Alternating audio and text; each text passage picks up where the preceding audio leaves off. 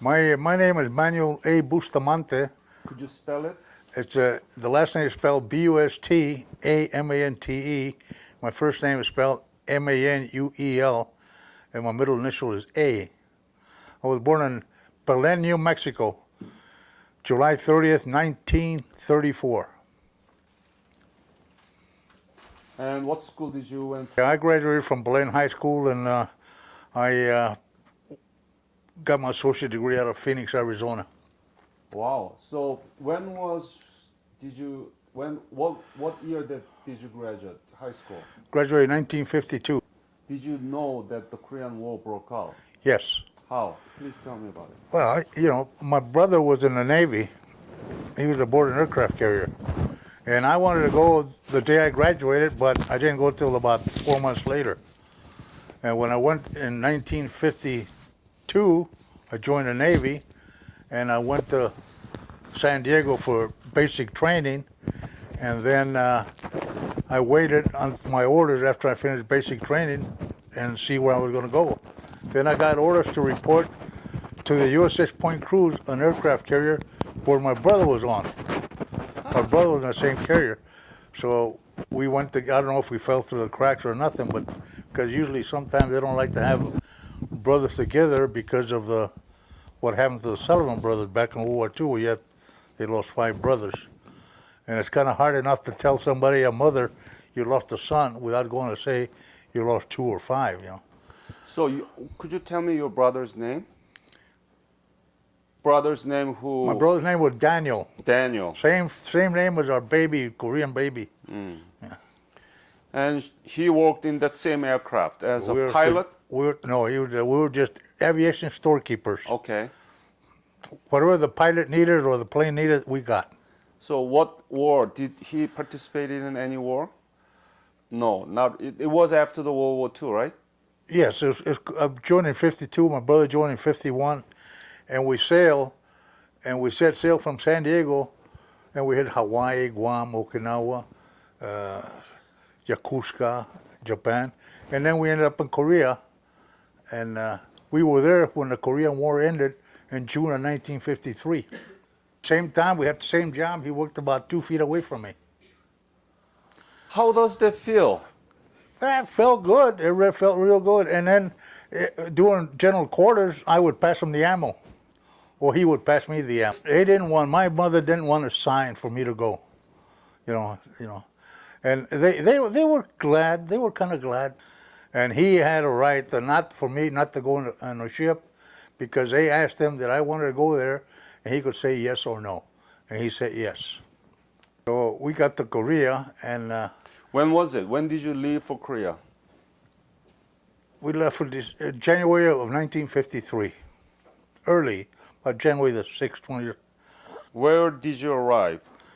We arrived, I said we went about circles Incheon 2 or 3 times. And then when the war was over, we pulled in, we were the first ship to pull in the Incheon when the war ended. So please tell me about your service, where you were. You were around Incheon area, West Sea, and what was your mission, and tell me about those details. Our mission when we got to Korea, they took all the aircraft off and put on helicopters. And we used the helicopters to exchange prisoners. We put 8 in a helicopter, eight North Koreans, take them over, pick up 8 Americans, and bring them back. And we did that. That was called Operation Platform. And we exchanged prisoners by helicopter. Okay, well, we were there. The chaplain, McGuire, went down to the local orphanage to see if they need, cheese, bread, milk, whatever. And while he was in there, Sister Villamena showed him there's a white baby there. And she said she's worried about the baby because they call him the little white devil. And they don't feed him. He'd be the last one to be fed and the last one to be changed. So the chaplain came back to the ship, and he told Captain Hayward, guess what I saw today? He says, what? There's a white baby in the Korean orphanage. the captain says, go get him. Go get that baby. What's captain's name? Captain Hayward. Hayward. So he went and brought the baby aboard the carrier. And we had that baby and you know what? The morale on that ship was real high because of the baby. Really, they would pipe us in. We held the baby, we kept the baby in sick bay, which is kind of a little hospital, little clinic, and we kept them there. And then about in the afternoon, the captain would say, hey, all you papa sons, come down to the hangar deck and see your baby son. So we go down there and we see him, all that. And so, and morale was high, everybody was tickled to death. Especially, I was single, my brother was single, but the married sailors, they missed their own kid. Now we have a kid in the ship, but you're not supposed to have a baby in the ship. But what happened is, the story they tell me, and this I don't know for a fact, is some soldier going out at some deal there in Incheon, and he went out and he saw some papers moving. So he went over there and kicked the papers off, and there was this baby hours old. So he picked him up and took him to the orphanage. And even Vice President Nixon happened to be in Korea in '53, and they told him about Hayward's baby. And they said, you just have a baby in a warship. He says, the captain says, I will take the baby off if I can get a passport or a visa to For take the the baby to take it back to the United States. And he had a friend that ran an orphanage in Iowa, and that's where he wanted to take the baby. But what happened, the doctor that was giving the baby a physical for his passport or visa fell in love with the baby. Oh. So this doctor and his wife out of Spokane, Washington, adopted the baby. And he didn't know he was adopted until he was 13 years old. And his name is Daniel Keenan. Could you spell it? Daniel, D-A-N-I-E-L. The last name is Keenan, K-E-E-N-A-N. K-E-E-N-A-N. Yeah, Keenan. He is doctor. And he, as we speak right now, the baby now is 61 years old. And what happened is, see, I know the baby, we go to reunions together. The last reunion I saw him was Bountiful, Utah. But what happened, the way it happened about the baby, is that in 1991, they were having a reunion in Huntsville, Alabama. So me and the wife went over there and said, the baby's coming, the baby's coming. So even Captain Hayward was there. There was about maybe 300 of us went to Huntsville, Alabama. And the baby didn't show up. Oh. So we got all this gift we have for him, and we mailed him back to Spokane, Washington. So when he got all this gift, Daniel says, I don't have any memories. I don't know the sailors or nothing. And I remember my wife Barbara says, you have memories, not the baby. He was only about 2 months old. That's Sister Velamena. Okay, so then we got there. So when he got all this gift, he says, I must mean a lot to the sailors. You know what? Next time they have a convention, a reunion, a ship's reunion, I'm going to go. So next year they had it in San Diego. Okay. And he was there, and he stood up, podium, and says, if it wasn't for you sailors, I wouldn't be talking to you right now. And if it wasn't for you, we wouldn't need a hotel right now. In fact, if it wasn't for you sailors, I probably wouldn't be on Earth. So everybody started getting, teary-eyed. Everybody started crying. What's his name, the baby? Daniel Keenan. No, that's the doctor, right? No. The doctor, it was Dr. Keenan. The baby was Daniel Keenan. Oh, so Dr. Keenan named that baby, white baby, as Daniel Keenan. That was his third name. The first name was Danny, it wasn't Daniel. Daniel Cruz. Daniel The name Cruz. of the ship is the USS Point Cruz. So we called them Daniel Cruz until the doctor adopted him and gave him his last name. So where is Captain Hayward alive? No, he's not. He died at age 93. 93. And how about Dr. Keenan? Dr. Keenan's still, no, he's dead. He died. His But- father died. But Daniel alive. Daniel alive, he lives in Spokane, Washington. Spoken. Spokane. Okay. He was a sports writer for the Spokane, Washington newspaper for years. I don't think he does that now. So his life has been successful? He's a good kid. He's a nice kid. Yeah. His original name was George Ascom. Yeah, George Ascom. That was a little supply depot that where this gentleman found a baby the first time, and it was George Ascom, and then it changed to George Cruz. Now it's Daniel Keenan. He's a You know, after they brought him in, the doctors took care of him. You know, they fed him, brought him back to health. He was real thin. You know, he was hydrated. He wasn't fed too good. So the doctors kept him for 5 or 6, 7 days until they nursed him back to health. And then they made a crib out of a torpedo carrier. You know, the little. So then every once in a while. Every day, not every once in a while, every day they would bring the baby down to the hangar deck. And the hangar deck on an aircraft carrier is where they bring the planes from up and bring them down. They work on them. They fix them. Mm-hmm. And he would say, on a PA system, they would say, all you papa sons, go down to the hangar deck and see your baby son. So we all go down there. We just go around. You know, we just go by and just, you know, make faces and you know, and the second name was George P. Cruz. I remember now. It was George Ascom, then George P. Cruz. George Then- Ascom, could you spell Ascom? Ascom. George Ascom, and then what, George? Our name of the ship is Point Cruz. We Uh-huh. named him George P. Cruz, George P. Cruz. and we had him for over 2 months and 10 days on the ship, which is against all kinds of regulations. But the captain wouldn't let him go. So exactly when did Daniel leave the aircraft carrier? When? Oh, that's another story. But let me go back to the ship. You had all these diapers, okay? Yeah. And they would take the diapers and hang them outside. What made out of what was the diaper made out of? Cloth. Cloth? Yeah, So you cotton. guys specially made it for him. I don't know what the doctors did. Wasn't involved in a diaper.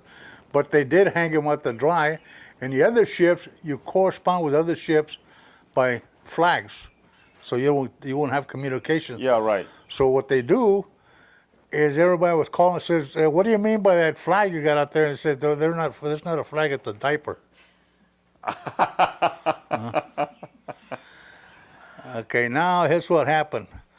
The chaplain, after he got the visa, after the doctor and his wife agreed to adopt them, Yeah. they needed the money to take the baby and the chaplain and a nurse to Tokyo and fly the chaplain, the nurse, and the baby to Spokane, Washington. So they went throughout the ship and we donated money, $5, $1, 50 cents, till we got the money to pay for the ticket for the 3 people to fly from Tokyo to Spokane, Washington. And this was in maybe June, July, August, but late August. Uh-huh. So now we Of don't. 1953? Yeah. So now we don't have the baby with us.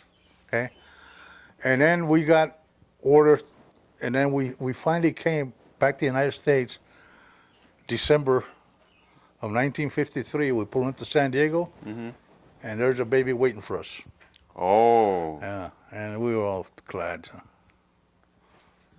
Who brought the baby? The parents did. The adopted parents brought him. But the ones that brought him to the United States was a chaplain and a nurse or somebody. And we all donated money on the ship to pay for the tickets. Were there any exchange or correspondence after you returned from Korea with the baby and baby's family? No. No any other. Not till 1991 when we went to that reunion in Huntsville, Alabama. When was it? That was Reunion? 1991. That was about November 1991. Me and the wife, and about 200 or 300. My brother and his wife. We all went. Where? Alabama? Huntsville, Alabama. Huntsville. Huntsville. Huntsville.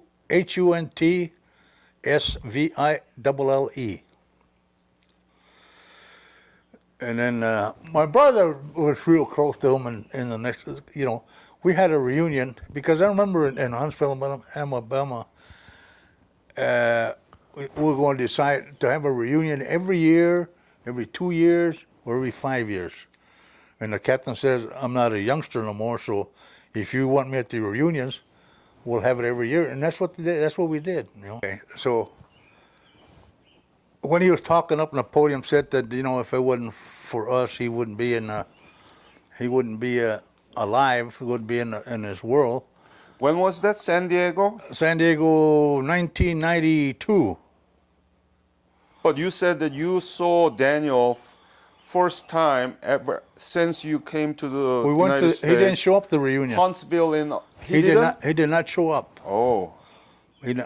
But when we sent all this gift to him, he said, "I'm going to be at all the reunions." He never misses it. Yeah. That's Okay. the one you mentioned Yeah. before. So What happened in 1992 San Diego is this movie producer was going by, and he noticed all the sailors were crying or they were teary-eyed, and he asked the desk clerk, "What's some of those old timers are crying about?" So they said they're talking to the baby that they adopted and had him aboard the ship and all that. So the movie producer, that would make a good movie. So he made a good movie, and it was a movie called 1,000 Men and a Baby. 1,000 men And a baby. and a baby. Yeah. And the actors on there are pretty well known actors, like Richard Thomas, the one who plays John.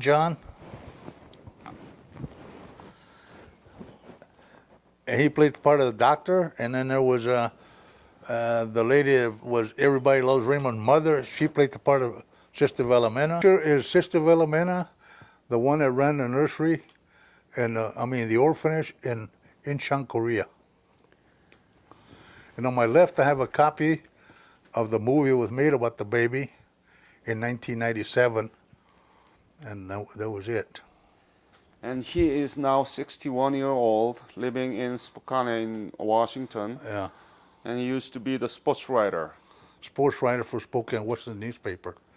I don't know if he still is or not. I don't think he is. But he did it for years and years. Thank you.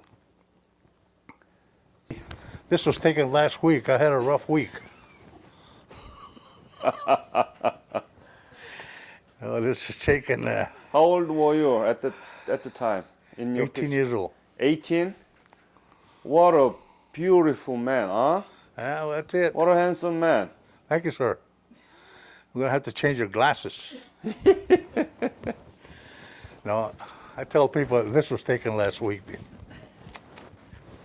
But Tell me about your brother. Did you come back with him to the United States? he got discharged 1 year before I did.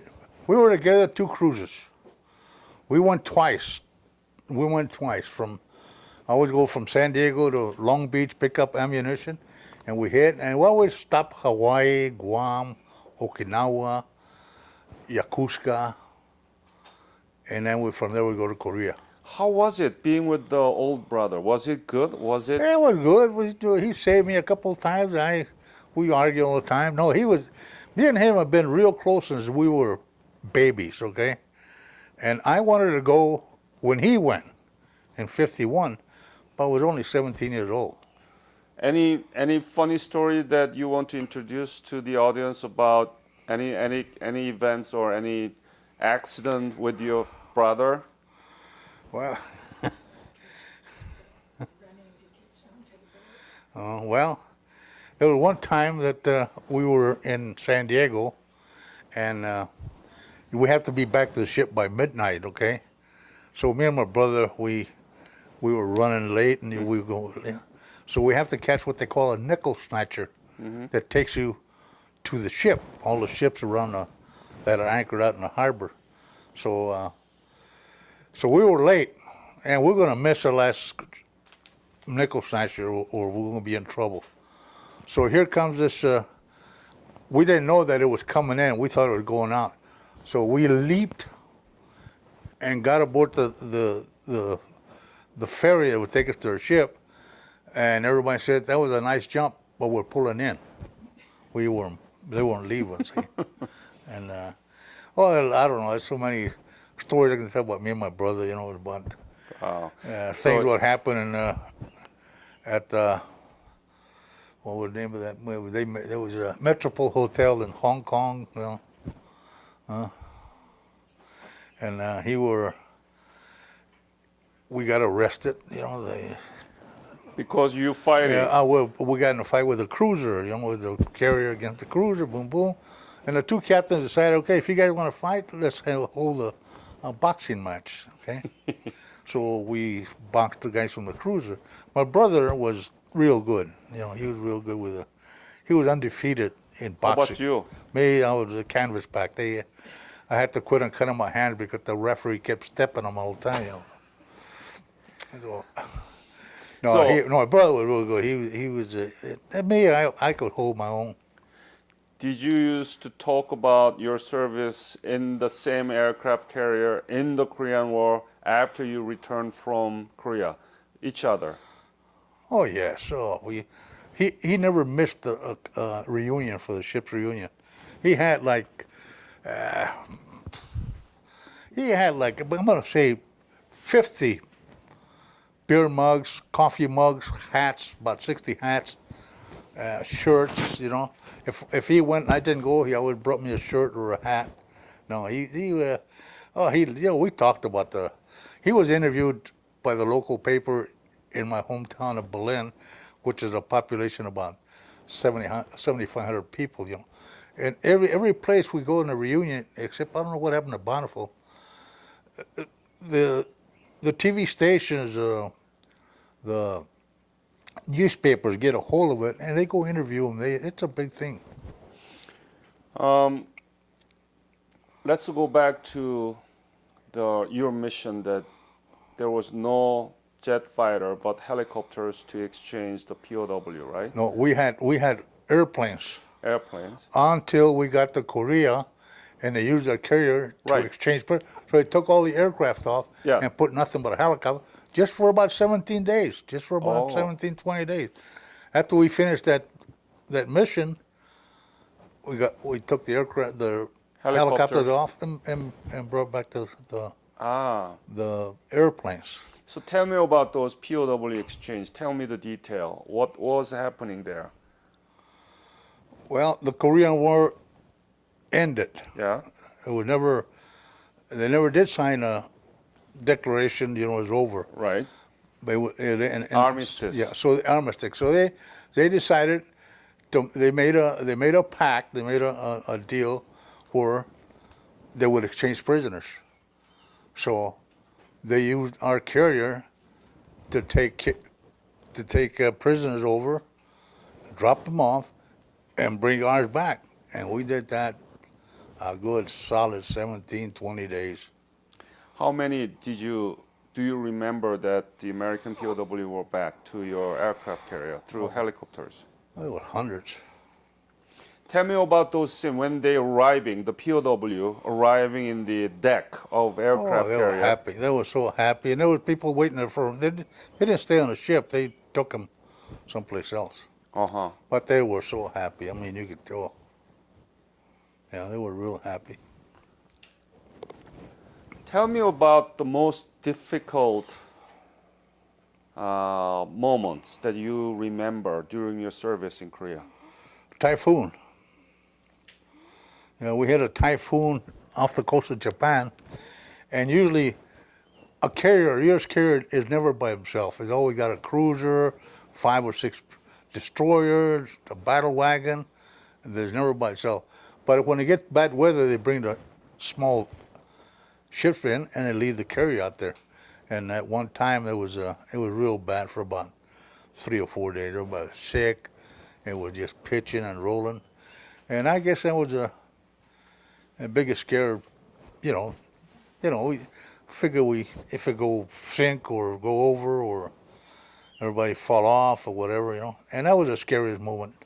And then I was there with my brother, so now we're really worried. And we're together. What was the happiest moment during your service? Got discharged? No. I don't know, the baby. The one that sticks out of my mind is about the baby. Other than that, it's when I got discharged, when I come home on leave and see my family, because I come from a family of 10, we're all real close at that time. Now they're all passed away except for me and my brother. And, just coming home and, and then getting discharged. But in the Navy, the baby was number one. Oh, I tell you what, I'm glad that our carrier was in the neighborhood, in close to Incheon, and I'm glad they picked our ship to go in there and exchange prisoners, or we'd have never found that baby. The chaplain would have never gone to the local orphanage and see the baby, and he would have never told the captain. And the captain was when we used to sail out, he'd take his captain's hat and throw it away and put on his New York Yankee cap. He used to be a bat boy. He used to be a bat boy for the New York Yankees when he was about 10 years old. Our captain, and he was. I don't think he broke a lot of rules, but he sure bent them a lot. And he was determined for that baby to get back to the United States. And then about 4 years ago, we went to Korea, and we have a baby with us. And me and him When? We went to Korea back in 2010. 2010. And the baby went with us, thanks to Sonny, and we got him a passport, and we got on a plane. We spent time on the plane. We spent time after we got off the plane. I was with him, I'm going to say I was with him a couple of times. Then there was a TV station that wanted to make a film about us, and it was with me and him and another gentleman in a hotel room at this hotel we were staying. He doesn't remember anything, right? Nothing. No, as far as he's concerned, his real parents are in Spokane, Washington. In fact, he was 13 years old when the father told him he was adopted. See, what Daniel tells me, he told me is this: he was out there, him and his dad. He was 13 years old, and they're outside painting a fence. And I asked my dad to tell me a story, and the doctor decided that was the time to tell Keenan, his boy Daniel, that he was adopted. So he told him a story about an aircraft carrier that adopted a baby during the Korean War. And he was through with the story. His dad told him, says, that is your story, that you were that baby. I think he knows it's almost impossible. And he considered himself lucky.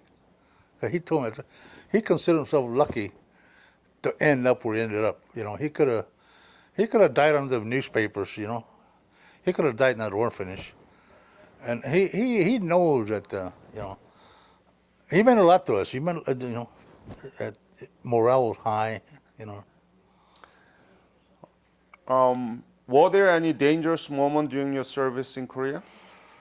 Well, like I said, we're always surrounded. We launched aircraft, and before June of 1953, we go out like 7 or 8 miles out, and we send the planes in. Or we were out there, and we just used our guns. We didn't see nobody, We were out at sea. We were never by ourselves. So when did you left Korea? I left Korea. I went twice. I left Korea, let me see, 52, went back in 53, went back in 54. I left Korea about December of 1954. And then I got stationed in Alameda, California until I got discharged in December of 1956. Okay.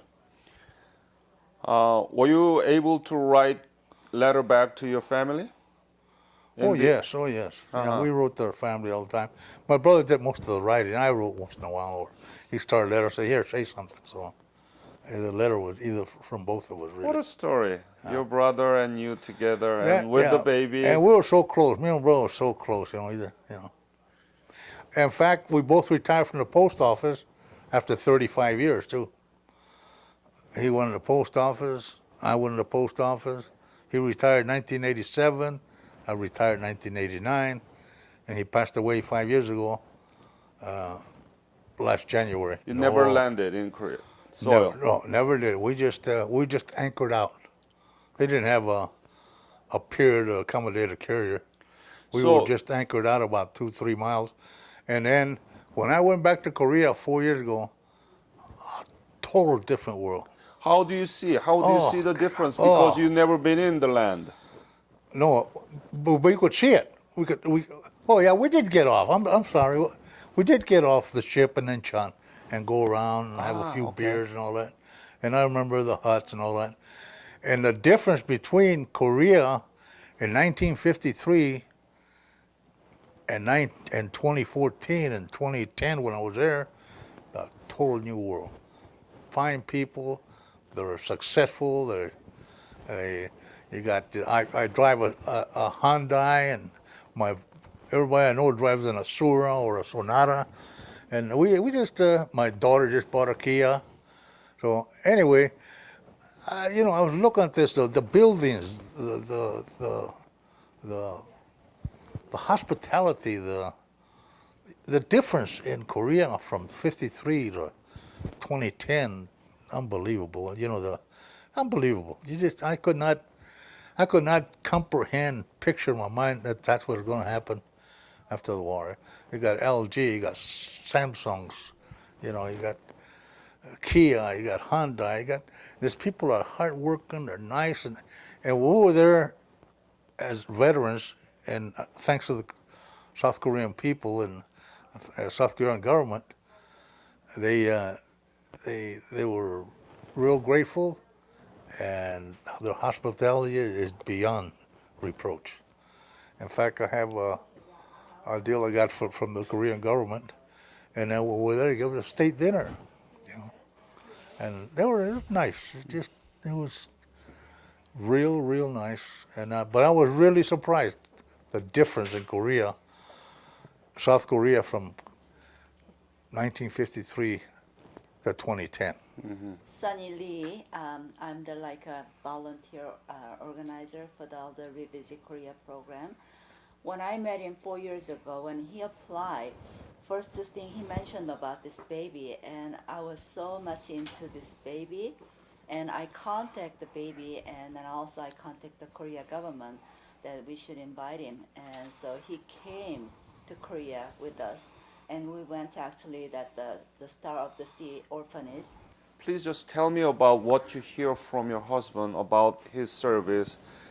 First time I even knew about the baby was when Manny and his brother Danny, we went to the first reunion, and the captain and all the men were there, but the baby didn't show up, and I saw how brokenhearted they were because they had all brought gifts, beautiful, expensive gifts, and so that's when I told them, because they were so disappointed, I said, these are your memories, they aren't his. He was a baby. He didn't remember any of it. So when we sent all the gifts to him, he realized that he was important to us. And when Manny was on board ship, this is what he told me, and Danny too. When the baby came, their morale was really low. They were missing family, missing their own children or whatever. And when the baby came on board and they saved it and he got healthier and they just had something to love, this made such a difference to them.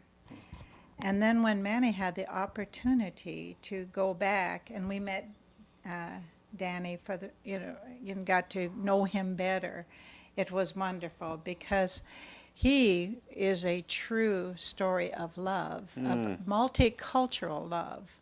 And it didn't matter anything about what, how he came. It was important that they kept him alive and that they loved him. And I think that was the important thing. When Manny went back to Korea 4 years ago, was it? He was so impressed with how wonderfully gracious the people are, how loving, how they said they appreciated his sacrifice, that America would come over there and put their life on the line for another culture. And I think it made a difference to Manny. I couldn't go. I'd had some major surgery, and so I couldn't go. And he kept telling me, "Oh, honey, you've got to go. You've got to see the people." And I love Asian, all kinds of cultures. I do. And he kept saying, "You should have been there. You've got to go. It is incredible." It changed him. When he came back, it changed him. Because when you go there at wartime, it's one thing. But when you go at peace, when people have survived and thrived, it makes you feel so proud. So That's the legacy of Korean War veterans. yes, yes. And here's the thing about the reunion, about the ship that was on. We're, like I said, 1,000 men, the baby. I don't think there's 200 of us left. My brother's gone. All my good friends that I was aboard the ship with, they're gone. So, but it was a whole ship. That baby touched the whole ship. Everybody from lowly seaman all the way to the captain. And what I cherish is the fact that we were a part of this, even though I wasn't there. I had my husband and the baby, and our life was broadened by this because of getting to go back and seeing how it is now and the graciousness of the people. And went from something horrible to something that continues to show love and respect.